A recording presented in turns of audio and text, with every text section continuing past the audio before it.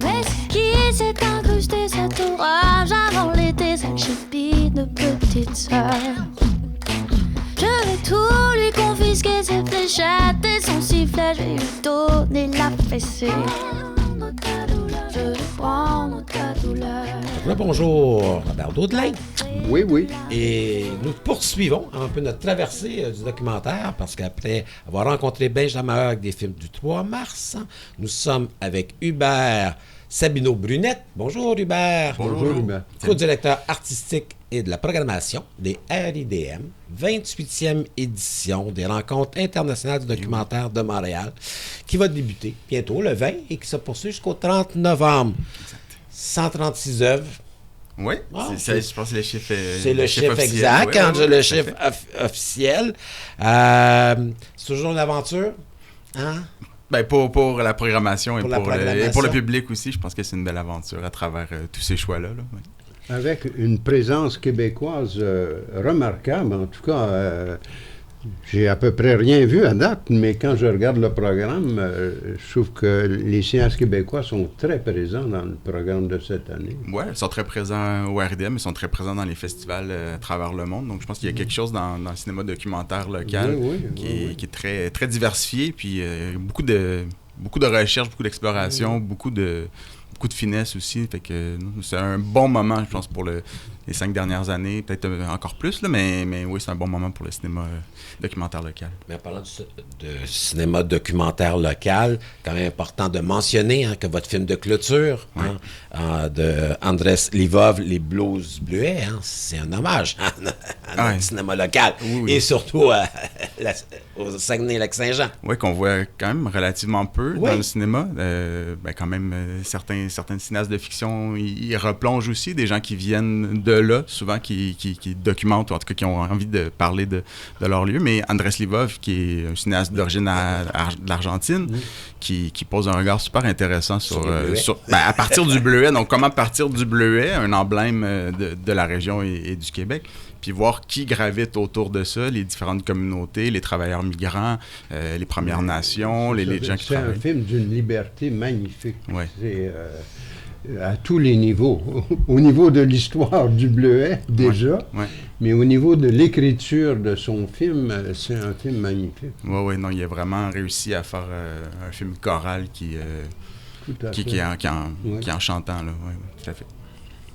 Et puisqu'on parlait tantôt avec Benjamin Hogg, de l'importance de faire découvrir le cinéma documentaire, sa richesse, son audace. C'est l'objectif, je veux dire, des RIDM, que ça devienne une grande fête, en fait, du cinéma documentaire et que les gens, à travers cet événement-là, découvrent finalement toutes les possibilités de raconter. On espère. Ben oui, c'est pour ça qu'on essaie d'avoir des démarches les plus diverses possibles. Des cinéastes de partout dans le monde aussi qui arrivent avec leur bagage culturel, avec leur bagage narratif aussi. Donc, on raconte pas nécessairement une même histoire au Sénégal qu'au Québec ou qu'à Taïwan. Donc, vraiment, je pense que c'est une des volontés de prendre conscience que le documentaire, c'est du cinéma. C'est pas du reportage, c'est pas du journalisme, c'est vraiment un point de vue original, un point de vue personnel sur un moment, sur un lieu, sur un fait historique, sur peu importe, mais à travers la vision d'un créateur, d'une créatrice. Donc, il y a vraiment des formes. On va un peu dans l'expérimental, on va dans l'hybridité, on va aussi dans le cinéma direct.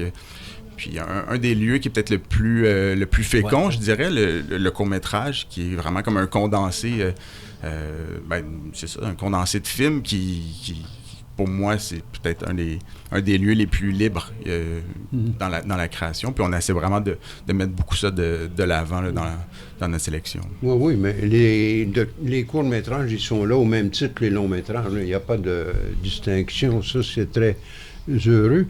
Mais de façon plus générale, c'est une des vraies qualités des RIDM de tout temps, mais vous continuez cette tradition-là, c'est d'en faire un lieu de découverte. Il faut y arriver avec l'esprit assez ouvert. Dire, bon, OK, il y a des soirs où je ne serai pas nécessairement d'accord avec le fait qu'ils aient choisi ce truc-là, c'est pas mon truc. Mais néanmoins, c'est le plaisir de découvrir des choses, soir après soir, qui fait pour moi la richesse des RIDM.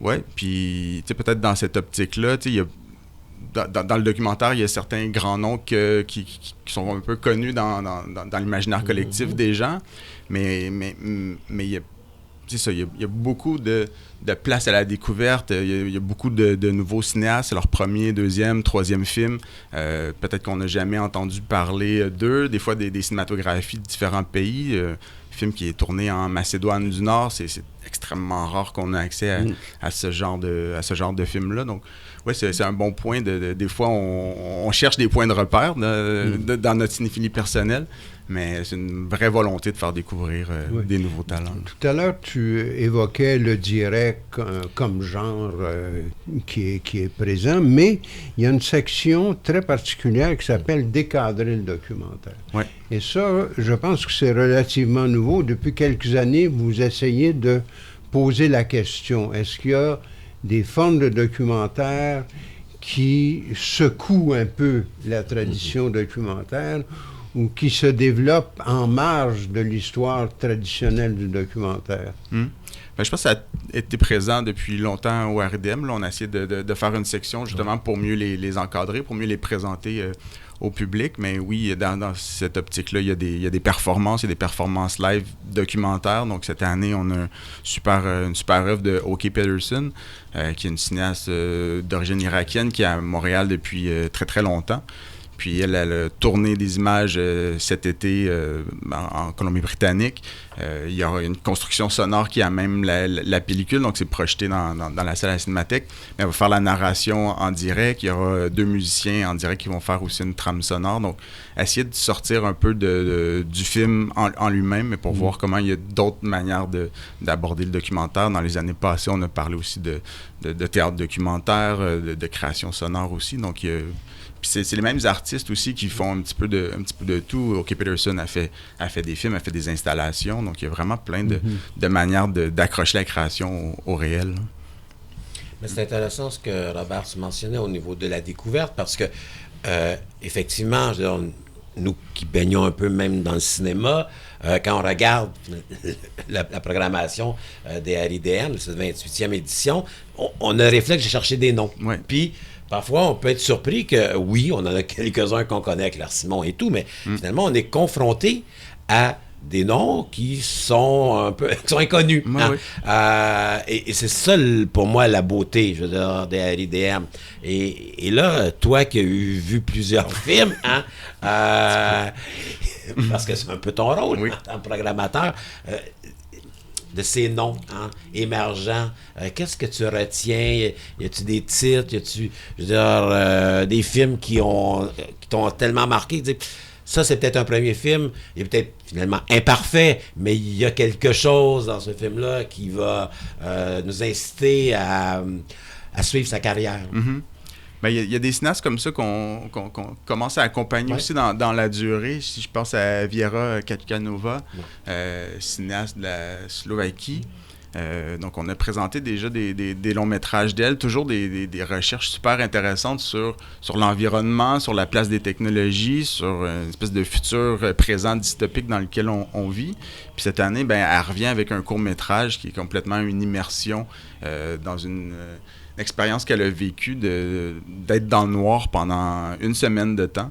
Donc, il y a une espèce de raconte cette aventure-là, qu'est-ce qui arrive, puis avec le travail visuel aussi, comment on construit ce visuel-là. Donc, c'est intéressant de pouvoir aussi accompagner dans la durée certains cinéastes. Paula Durinova, qui est une cinéaste qui est super intéressante aussi, qui l'année dernière avait son premier long métrage au RDM. Cette année, elle revient avec une exploration sur la dépression, sur le burn-out, qui peut paraître quand même assez dur à vivre comme film, mais de la manière qu'elle raconte ça à travers différents intervenants, on comprend que il y a comme une espèce d'épidémie de ça, mais c'est aussi des pressions sociales, c'est aussi le contexte dans lequel on essaie de vivre, de survivre, qui crée ce genre de situation-là. Sinon, peut-être dans les plus léger si on veut, mais Scary Movie, super intéressant, qui se nourrit beaucoup de l'imaginaire, des codes du cinéma de genre, du cinéma d'horreur, très, très ancré dans The Shining. Donc, on est avec un père, un fils, qui sont dans un hôtel qui est abandonné à Lisbonne le temps d'un été.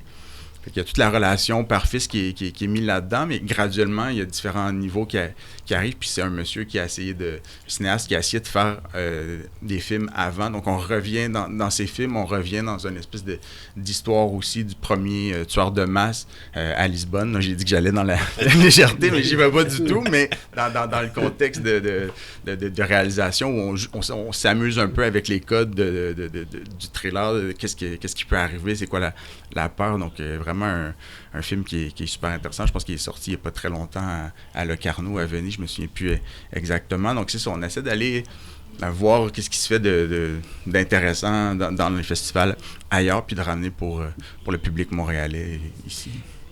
Et on l'a évoqué tantôt, la jeunesse. C'est important de faire découvrir à notre jeunesse le documentaire.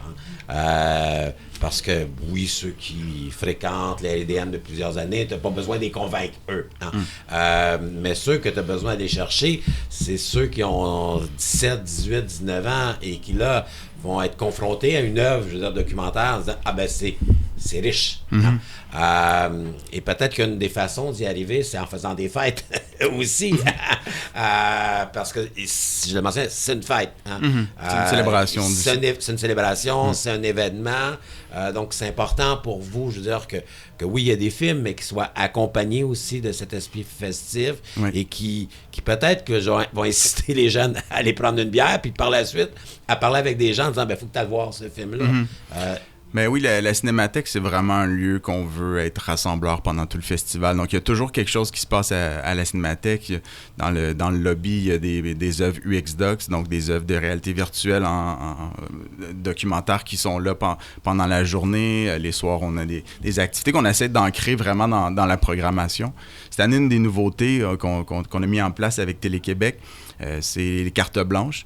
Donc, on a demandé à 2 artistes musicaux de Montréal, qui sont super intéressants, de programmer un film, puis de faire une performance musicale après, qui résonne avec leur pratique artistique. Donc, le film et le spectacle sont un peu en dialogue, un peu comme un...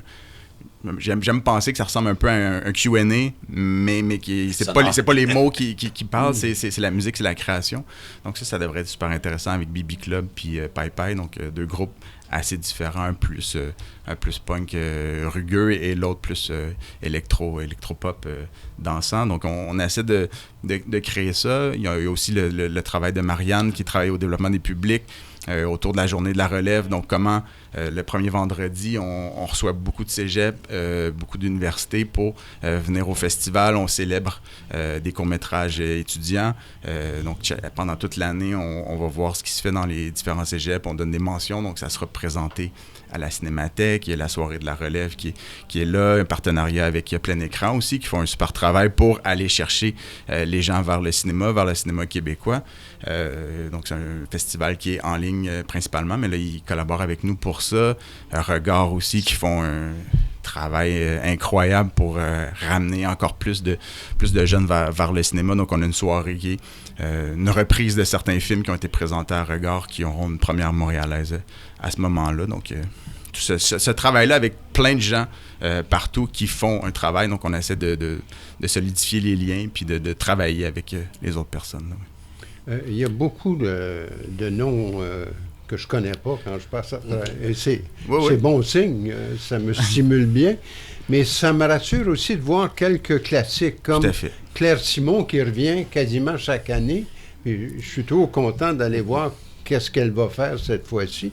Là, c'est son truc avec Annie Ernaux dans des écoles, je crois. Je n'ai pas encore vu le film. C'est à voir, oui. Mais même Sylvain L'Espérance est devenu comme un classique des RIDM aussi. Oui.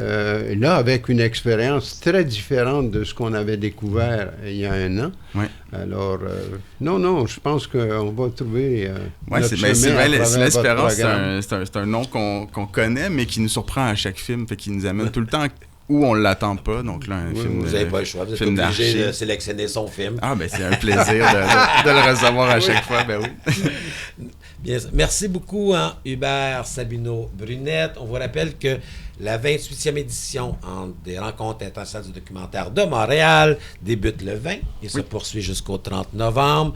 Je pense que c'est sur le site où on trouve toutes les informations.